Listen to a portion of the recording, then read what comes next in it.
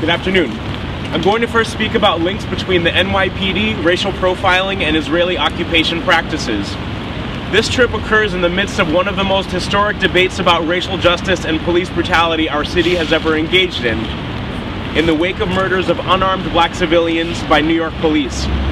After the Millions March NYC, a phenomenal tuning fork of opposition to police brutality, the NYPD's work slowdown has backfired amidst major fissures between de Blasio, Commissioner Bratton, City Council, police officers in our communities. This opens up a remarkable opportunity to assess the police's record more acutely. The NYPD has a well-documented history of cooperation with the Israeli Defense Forces and even has an office in Israel. This means shared personnel, intelligence, resources, weapons, policing strategies.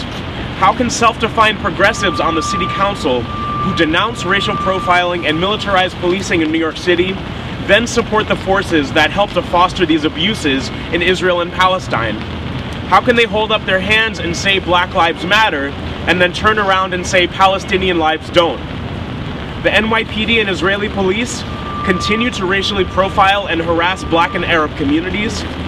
The NYPD and Israeli police continue to surveil Black and Arab youth.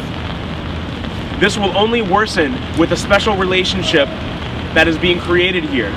Shame on these members of City Council for turning a blind eye to these connections. The City Council members' trip to Israel also violates an international labor picket line. A recent Labor for Palestine statement shows that Palestinian trade unions are being joined by the Congress of South African Trade Unions, Unite in the UK and in Ireland, and labor organizations around the world to condemn Israel's war on Gaza. Dockers in South Africa, India, Sweden, Norway, Turkey, the US, West Coast, and elsewhere have refused to handle cargo destined for Israel and from Israel. As the University of California's UAW Local 2865 has boycotted relations with Israeli universities.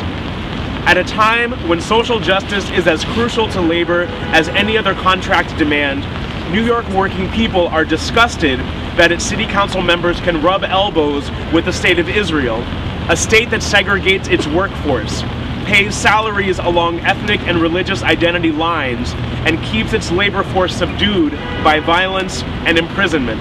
Shame on these members of the City Council for taking such a disrespectful anti-labor stand. Thank you.